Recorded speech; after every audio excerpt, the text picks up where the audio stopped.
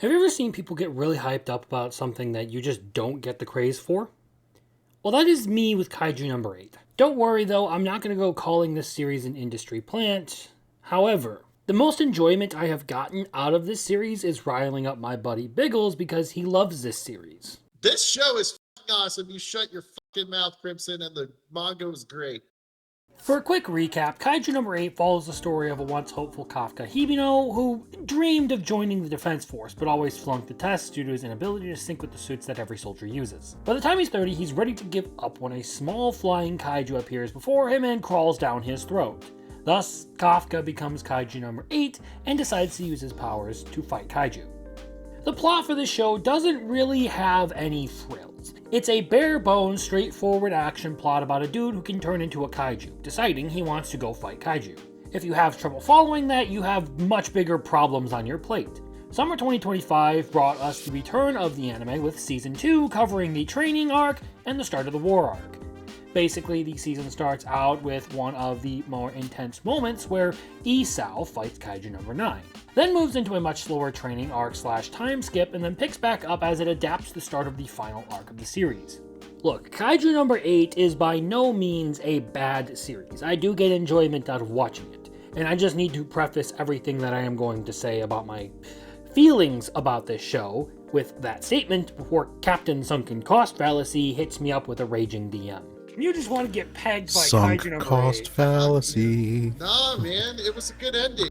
And here's my review. Not gay enough. If you're someone who's into simple action stories that don't employ any sort of complex twists or deep motives, you'll probably enjoy this. Characters all have cool and distinguishing skill sets alongside entertaining personalities. The fights are pretty good, the kaiju designs are great, and the music and sound design for the whole show are awesome as well.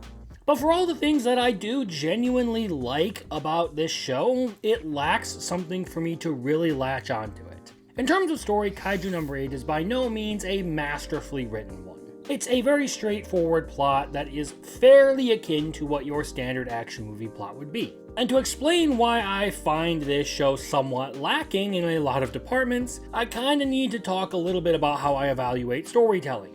And the major points I look at are overall intricacy of the plot, as in how many twists there are, how foreshadowed are the events of the plot, and is everything tied together effectively. Characters, as in are they appealing? Do they have compelling universal elements to them? And how good are their arcs? Then there's world building, which incorporates how well the power system is devised, the actual setting itself, and all of the finer details of making a fictional world. And last, meaning, which is the central idea of the series, or the reason for its existence. When it comes to a lot of these categories, Kaiju number 8 doesn't perform very well. With the plot, sure, it's solid. I have no complaints about coherency or the flow of storytelling, but it lacks any truly surprising moments the likes of which you would get out of something like Bleach or Naruto when their main antagonists show their true colors for the first time, or even the kinds of implications you get about Ichigo and his origins that are foreshadowed from the beginning of the series. Not that this sort of detailed and winding story is absolutely necessary for something to succeed, but I find it more enticing when there's a dramatic shake-up that shifts the whole tone and flips your perspective of the show on its head.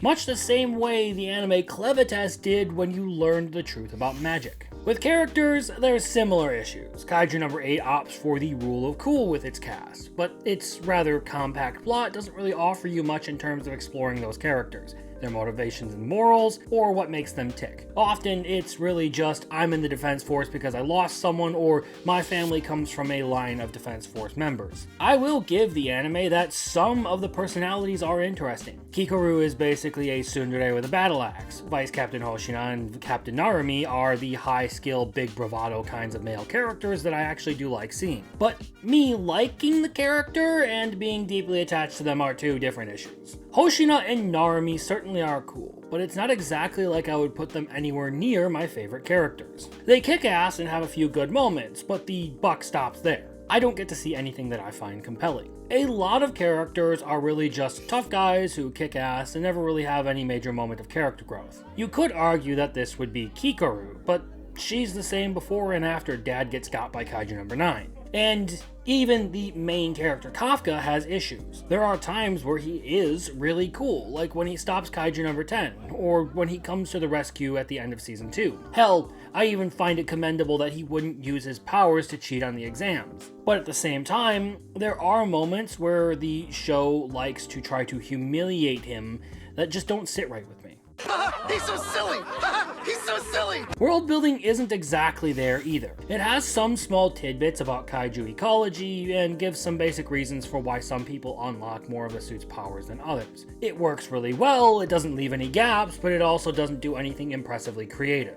A lot of the unique elements fall somewhat in the shadows of other series, and since this is just an alternative version of our world, the world of the viewer, there's not really much history or lore to delve into that isn't our lore or history. And in terms of the last one, Meaning, it kinda ends up lacking any punch because it's a pretty typical shonen series in that regard. The one redeeming element that you could probably point to in this case would be Kafka and his dream of being a Defense Force member, a dream that he had all but given up on prior to obtaining kaiju powers. But the times where this comes up are farther between than should be if your whole point is to make a comment about not giving up on your dreams. So putting the series under the literary microscope doesn't yield much. And those are really all the things that I find myself pointing out when it comes to my feelings about this show. Nonetheless, Kaiju number 8 has a fan base.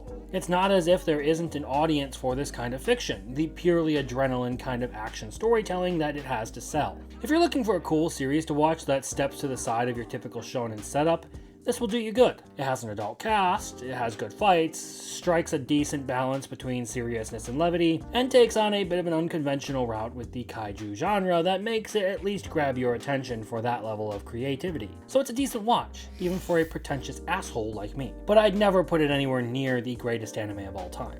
But those are just the thoughts of a rambling, pretentious nerd on the internet.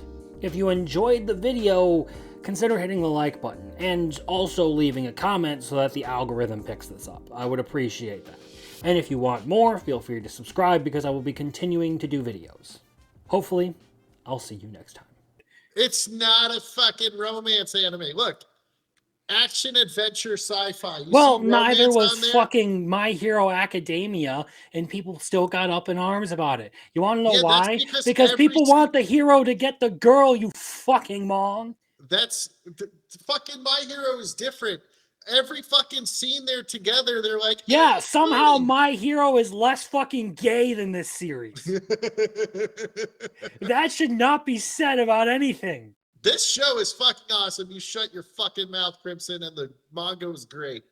You just want to get pegged by Sunk Kaiju number cost 8. fallacy. Nah, man, it was a good ending. Hi, I'm Big Ol' Sunk Cost Fallacy. I've spent so much money on Kaiju number 8 merch, I can't objectively admit. And I'm going to spend more, motherfuckers. You can't stop me.